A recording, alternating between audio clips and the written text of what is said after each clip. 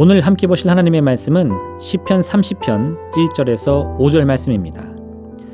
말씀을 나누기 전 먼저 카리스를 준비해 주시기 바랍니다.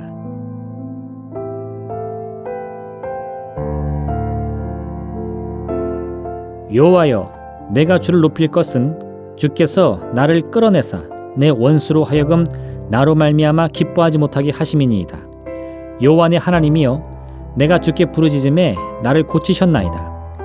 여호와여, 주께서 내 영혼을 수월에서 끌어내어 나를 살리사 무덤으로 내려가지 아니하게 하셨나이다. 주의 성도들아, 여호와를 찬송하며 그의 거룩함을 기뻐하며 감사하라. 그의 노염은 잠깐이요 그의 은총은 평생이로다. 저녁에는 울음이 깃들지라도 아침에는 기쁨이 오리로다. 아멘.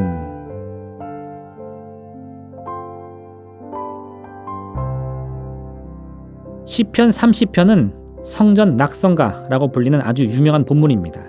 낙성이란 건물의 완공을 뜻합니다. 그러니까 이 시편은 본래 성전의 완공을 기념하는 노래입니다. 그런데 다윗은 하나님께 성전 건축을 허락받지 못했습니다.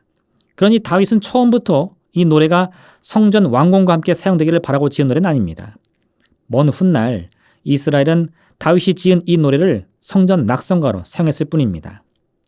또 하나 이 시편에 특별한 이유가 있습니다. 이 시편은 솔로몬 성전 완공 때 성전 낙성가의 지위를 누린 것이 아닙니다. 주전 165년 안티오쿠스 에피파네스 4세가 더럽힌 성전을 마카비 혁명으로 되찾은 사건을 기념하기 위해 사용되었습니다. 더군다나 시편 30편의 내용은 성전 건축과는 거리가 있습니다. 다윗은 기존의 다른 시편들과 마찬가지로 구원하시는 하나님을 노래할 뿐입니다. 그런데 이런 내용의 시편이 성전 낙성가라는 표제를 얻게 되었고, 또 그 표제와는 달리 마카비 혁명으로 인한 성전 재탈환을 기념하기 위해 매년 사용되었습니다. 이처럼 시편 30편은 그 내용이나 표제나 시편의 사용처 모두가 서로 어울리지 않습니다. 어째서 이런 일이 일어났을까요? 이유는 간단합니다. 하나님을 찬양하는 것에는 어떤 특별한 이유가 반드시 필요한 것이 아니기 때문입니다. 이스라엘 민족은 하나님을 찬양하는 다윗의 시편을 성전 낙성가로 사용하기로 결심합니다. 그렇게 이 시편 30편은 어느 순간부터 성전 낙성가로 인정이 되었는데, 후대의 사람들은 성전 완공을 기념하던 시편을 이제는 외부에 빼앗겼던 성전을 다시 찾은 사건과 연관시켜 그날을 기념하는 노래로 부르기 시작한 것입니다. 왜 시편 30편이었을까요? 그 이유는 아무래도 상관이 없습니다. 이스라엘 민족은 성전이 완공되었던 그 순간에도, 또한 빼앗겼던 성전을 다시 찾았던 순간에도 이날을 기념하기 위해 가장 어울리는 노래는 바로 하나님을 찬양하는 것임에 모두가 동의했던 겁니다. 시편을 살펴보다 보면 이처럼 시편의 내용과 그 배경이 서로 어울리지 않는 경우가 허다합니다.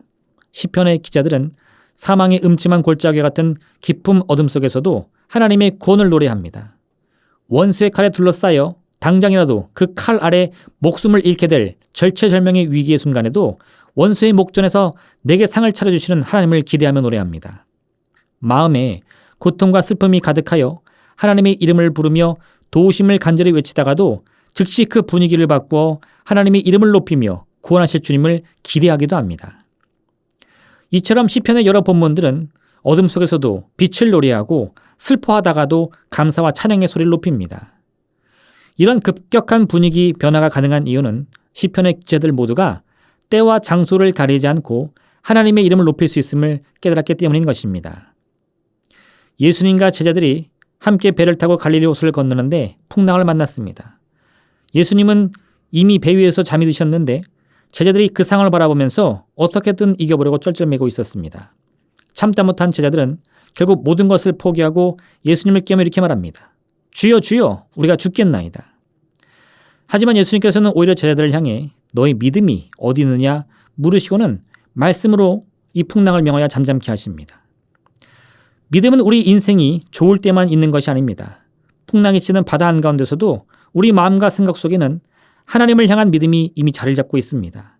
이 사실만 기억할 수 있다면 우리는 언제 어디서든 하나님의 이름을 높이며 마음껏 찬양할 수 있는 것입니다.